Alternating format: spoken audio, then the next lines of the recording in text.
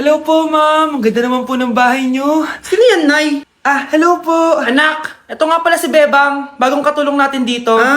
Siguraduhin mo lang na magaling ka, ha? Dahil ayaw ko sa lahat, yung tatanga-tanga. Opo, ma'am. Ayusin ko po yung trabaho ko. Sige na, mag-umpisa ka na maglinis. Sige po.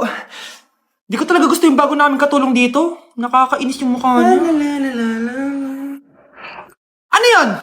Ano ba yan? Unang araw pa lang dito, may nabasag ka na agad?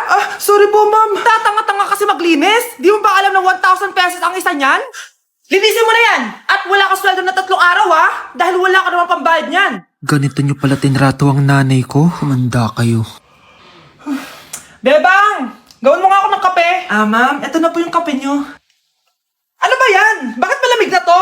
Gusto mo tapo ko to sa mukha mo, ha? Sorry po, ma'am.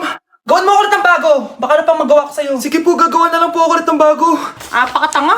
Ma'am, ito na po yung mainit niyo pong kape. Sa susunod, huwag kang tatanga-tanga kung ayaw mo mawala ng trabaho. Bebang! Kuhaan mo nga ako ng tubig dito. Ito po, ma'am, yung tubig niyo. Di ka na nga. Yung makita pagmumukha mo. Sakit ng tiyan ko!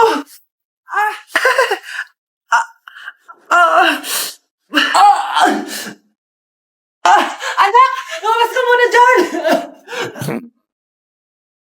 Gusto mo nang mainit, ha? Tignan ko na lang kung hindi kumulo yung tiyan niyo dito. Ma'am, ito na po yung mainit niyo pong kape. Ito po, ma'am, yung tubig niyo. Hindi ko kayo mapapatawad sa ginawa niyo sa nanay ko. Nag-uumpisa pa lang ako sa paghihiganti ko sa inyo. Wow, Edward! Ang ganda naman ng bahay mo. Simula ngayon, Scarlett. Dito ka natitira, ha? Masanay ka na. Matanong ko lang, bakit pala gusto mo akong panagutan?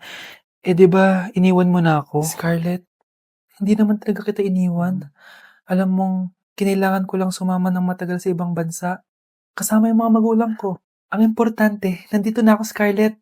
Bubuo na tayo ng pamilya. Ang sarap naman pakinggan nun. Oh, Scarlett, bakit? Ang sakit ng tiyan ko! Ha? Teka lang, tatawag ako ng nurse, ha? Diyan ka lang. Edward? Buti na lang dumating ka, tita. Ako, Edward, salamat sa pera, ha? Makakasiguro kang kay Scarlett Lato mapupunta. Bakit nandito yung babaeng yan, ha? Paalisin niyo yan! Ha? Anong nangyayari? Scarlett? Anak, di mo ba kilala? Nanay mo ko. Hayaan mo, baka dala lang ng pagbubuntis niya. Tawag lang po ako ng nurse, ha? Scarlett, dyan ka lang, ha? Edward, wag mo akong iwan, please! Wag mo akong iwan dito sa babaeng to! Akala mo ba makakatakas ka sa akin? Binigyan ako ng malaking pera ni Edward, oh. Nakuha ko na yung gusto ko.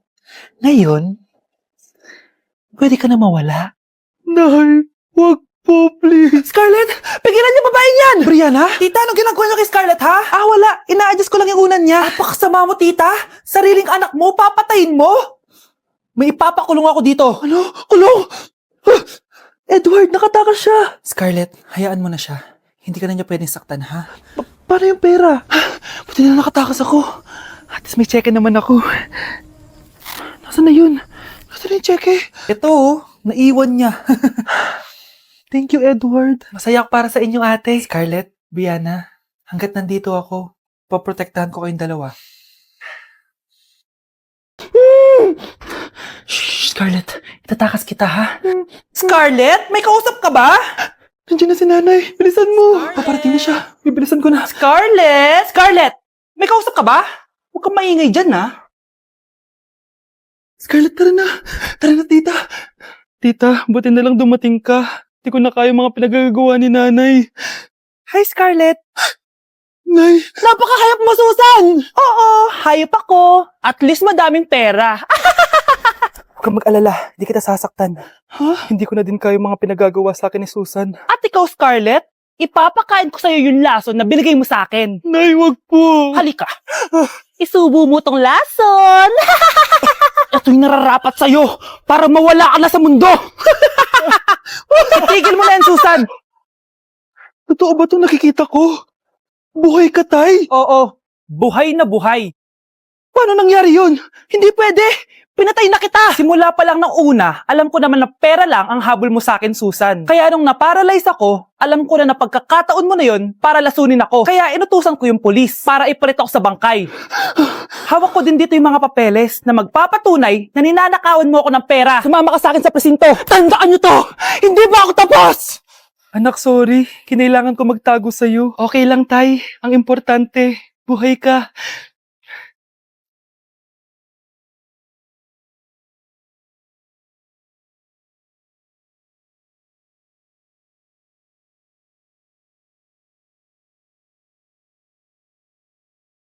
Sino yun? Hi, Mare! Uy, kumare, ikaw pala yan. Di kita nakilala. Dito ka pala nakatira, Mare. Akala ko maganda yung subdivision niyo. Ay, oo, maliit lang bahay namin. Tara, pasok ka. A few moments later. Anak, mag-bless ka sa bisita natin. Mayaman yan. Sige po, Nay. Bless po. Wow, may manners. O eto. 5,000? Thank you po! Yes. Ang ganda naman ng damit mo, Mare. Para kang may-ari ng isang malaking kumpanya. May-ari naman talaga ako ng malaking kumpanya, Mare. Pero salamat O, eto para sa'yo. Lalakihin ko na Kawawa ka naman. 10,000? Ba't ka pala napunta dito, Mare? Naghahanap kasi ako ng jowa ng anak ko. Bibigyan ko ng 1,000,000, brand new car, at house and lot kung sino man ang mapili ng anak ko.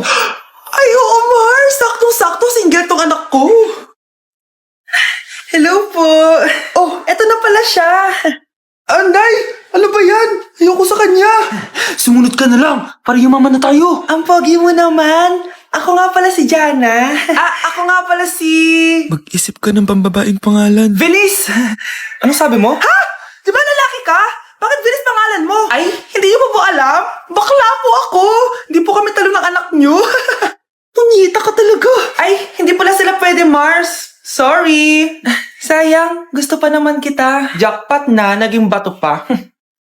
Langya kang bata ka. Yayaman na dapat tayo. Halika dito. Manda ka sa akin. Nay! Tulong, Nay!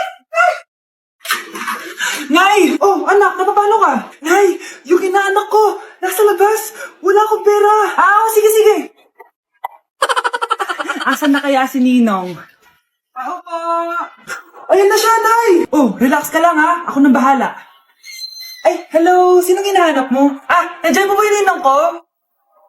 Wala siya. Ay, sayang. May ibibigay po naman ako regalo sa kanya. Hi, inaanak. Nandito pala ako. Asan na yung regalo mo? Yung regalo? Bago ko ibigay yon, ibigay niyo po muna yung utang niyo Aguinaldo na 10,000. 10,000? Wala akong ganong pera. Wala po ba? O sige, uwi na po ako. Next year na lang po yung regalo niyo. Si Mr. Alarcon lang ang nakakuha ng 98 sa exam. Oh, ano kayo yan? Mga bobo. Tapos kayong lahat, perfect kayo. Yan, ang yabang kasi. Buti nga sa kanya. Mr. Alarcon, bakit may bulak ka sa tenga? Kasi naman ma'am, palagi niyo sinasabi sa akin na papasok dito tapos lalabas doon, kaya hinarangan ko na. 'Di ba? Aminin niyo ma'am, talino ko doon. Class, lagi niyong tatandaan na hindi pinaparusahan ng taong wala namang ginagawa. So ma'am, di niyo po ako paparusahan? Bakit, Mr. Alarcon? Kasi di ko po ginawa yung assignment eh. Tali natin yung bag niya. Bilis! A few moments later. Yes! Sino nagtal ng bag ko? Tubuan sana ng bike sa mukha yun. Ako na po, ma'am. Kuya, galingan mo Nay, magpapaalam sana ako. Aalis po kami ng mga barkada ko. Sige anak, papayagan kita. Basta hugasan mo yung mga plato doon. Sige po, Nay.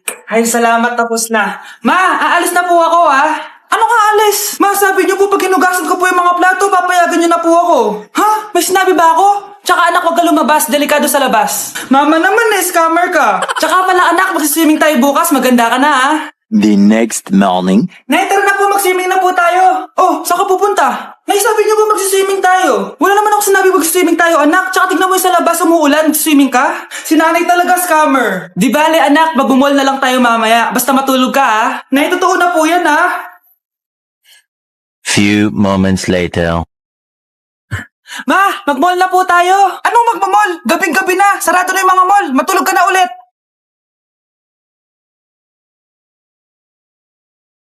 Grabe, tumataba na ako. Kailangan ko na talaga mag-diet. Simula ngayon, magda-diet na ako. Gusto ko nang magka-abs. Konti na lang talaga kakainin ko. Anak, eto kumain ka na. Ang dami naman nito, Nay. Nagda-diet po ako. Diet ka pa, di ka rin naman magkakajowa. Sige, wag mo na lang ubusin. Sige po, Nay. Konti na lang po kakainin ko. Isang subo lang kakainin ko. Sarap. Siguro isang subo pa. Di naman siguro ako tataba sa isang subo.